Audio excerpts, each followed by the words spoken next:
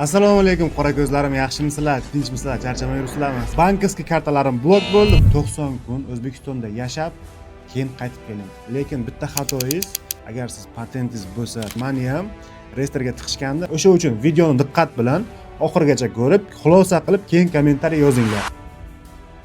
Rossiyada yurgan yurtdoshlarimizga ajoyib imkoniyat. Har bir soatda peshona ter bilan topgan pullaringizni tejab qolishni xohlaysizmi? Yurtingizga qulay kurslarda pul yuborishni-chi? Unda Mir privilegiya ilovasini hoziroq yuklab oling va pul yuborishni eng qulay yo'lini tanlang. Mir privilegiya ilovasining afzalligi shundaki, u sizga nafaqat Rossiya rubli pasayishiga, balki boshqa banklardan ham ko'ra ancha qulay kursni taqdim etadi. Pastdagi havola orqali yoki Play Market va App Store'dan Mir privilegiya ilovasini yuklab oling va Use promokodini ishlating. Use promokodini ishlatsangiz, yuborgan summangizga qarab 1000 rubldan 2000 rublgacha tejab qolishingiz mumkin. Use promokodidan foydalaning va pulingizni tejang. Assalomu alaykum qora ko'zlarim, yaxshimisizlar, tinchmisizlar, charchamay yuribsizlarmi? Sizlar bilan har doimgidek men Doniyor, siz Doniyor Fayz kanalidasiz. Kanalimga yangi kirgan bo'lsangiz, albatta obuna bo'lib qo'ying, chunki bizning kanalda faqatgina foydali va manfaatli videolar chiqib boradi. Hurmatli do'stlar, juda ham bir ajoyib yangiligim bor sizlarga. Ko'pchilik aka-ukalarimiz reyestrga tushgan edi. 9-apreldan keyin yangi xabarni eshitgan bo'lsalaringiz kerak, uje ko'pchilik aka-ukalarimizni reyestrdan chiqaryapti. Reyestr bu chorniy spiska, Rossiyada yangi sistema ishga tushgan edi. Ba'zi joylarda dokumenti borlarni ham, yo'qlarni ham reyestrga tiqayotgandi. Shular jumlasidan men o'zim ham shaxsan reyestrga tushgan edim. Reyestrga tushganimdan keyin bankovskiy kartalarim blok bo'ldi va MVDga bordim. Allohga behisob shukrlar bo'lsinki, kecha 9-aprel obeddan keyin reyestrdan avtomatik chiqib keldim. Meni hamma dokumentim bor, legalni yuribman. Xuddi shunga o'xshagan legalni yurgan aka-ukalarimiz, agarda sizlar reyestrga tushib qolgan bo'lsalaringiz, umuman vahima qilib qo'rqmanglar. Bundan bir kun oldin reyestr o'zi nima? Reyestrga kimlar tushadi? Reyestrdan qanday chiqish kerak? Sim kartalar nega blok bo'lyapti? Bankovskiy kartalar nega blok bo'lyapti? Shu haqida mavzu qilib biz video rolik chiqargan edik. 100 mingdan oshiq aka-ukalarimiz ko'rishgan va o'z kommentariyalarni yozib qoldirishgan. Hozir men mana shu yozib qoldirilgan savollarga javob berib o'taman. Kommentariyalarni o'qib, o'zingizga kerakli bo'ladigan joy bo'lsa olib olasiz. Xo'sh, hurmatli do'stlar, unda boshladik. Men reyestrga tushibman, kartamdagi pulim blok bo'ldi. Endi qanday yechib olsam bo'ladi deb. Hurmatli akamisiz, ukamisiz, agar siz reyestrga tushgan bo'lsangiz, pulingiz zarur bo'lsa, bankka boring.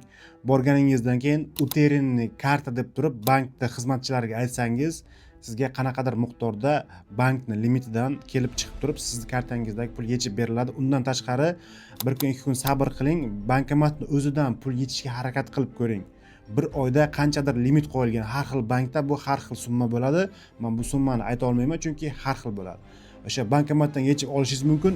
Undan tashqari agar sizga pul zarur bo'lsa, dokumentlaringiz joyida bo'lsa, MVD Rossiyaga murojaat qilib turib, reyestrga nimaga tushdim sababini bilib turib, reyestrdan chiqarib, keyingina kartangizdagi pulni yechib olsangiz bo'ladi. Agar dokumentlaringiz bilan qanaqangidir muammo bo'ladigan bo'lsa, agar aybingiz bo'lsa, o'zingiz bilsangiz, lutshi bormay qo'yganingiz ma'qul. Chunki agar kartangizda 10 ming, 15 ming rubl ozroq miqdorda pul bo'lsa, ano того не стоит deydi-ku, shunaqangi gaplar. Endi ikkinchi kommentariyani o'qiymiz. Dokumentim yo'q, 30-aprelgacha ketib O'zbekistondan qanchadan keyin qaytsam bo'ladi? 30-aprelgacha ketasizmi, 30-apreldan keyin ketasizmi? Iloji boricha qo'lga tushmaslikka harakat qiling. Aeroportda ham tekshiruvlar bo'lyapti. Ehtiyot bo'linglar. Aeroportda ushlab turib, sizlarni vodvoreniya, zapret, deport qilib yuborish mumkin. Juda ehtiyot bo'lib ketib oling. Ketib olganingizdan keyin iloji bo'lsa 90 kun O'zbekistonda yashab, keyin qaytib keling. Ozgina shoshib 1 oy 2 oyda qaytsangiz qanaqadir muammo bo'lishi mumkin. Meni javobim shu. Xo'sh, endi keyingi kommentariyani o'qiymiz. Men уведомление topshirmadim, lekin patent to'lab kelyapman.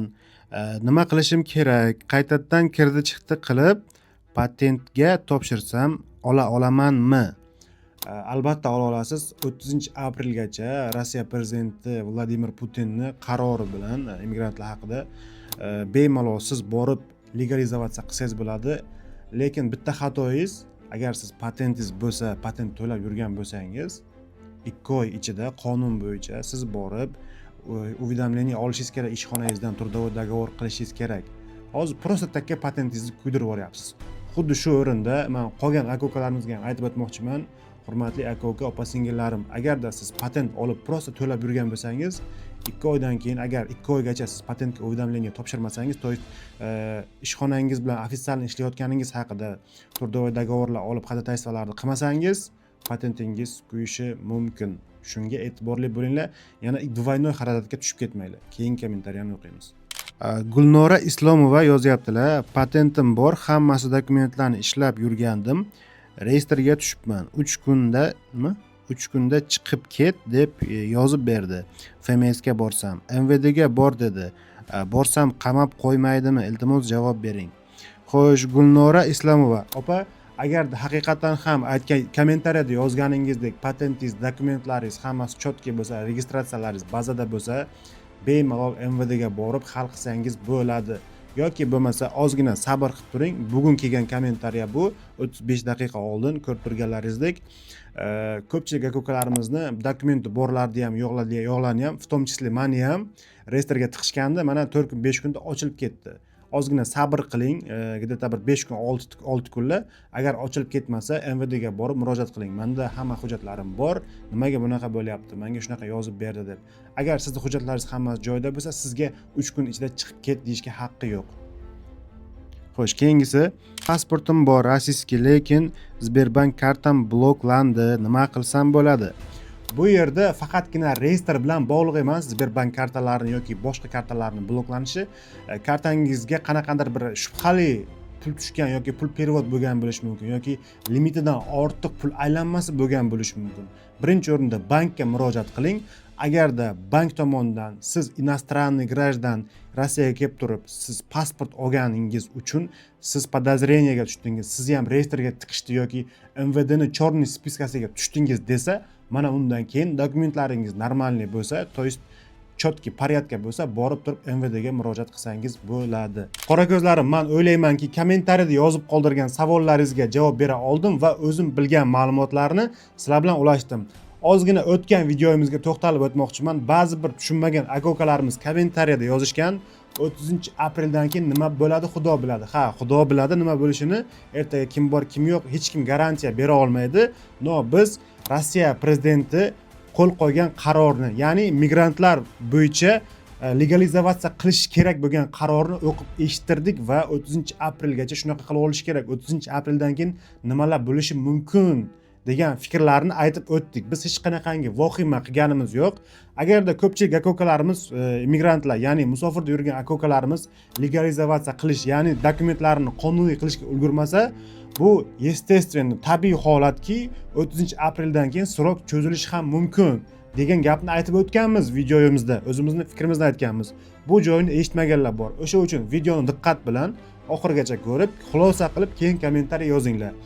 Shu o'rinda aytib o'tmoqchiman, meni kanalimga albatta obuna bo'ling, tekin bo'lgan bitta laykni bosib qo'ying va videoni qarindoshlaringizga, do'stlaringizga podelitsa qilib qo'ying. Kimgadir foydali, manfaatli bo'lsa, reyestrga tushdim deb siqilib yurgan bo'lsa, xursand bo'ladi.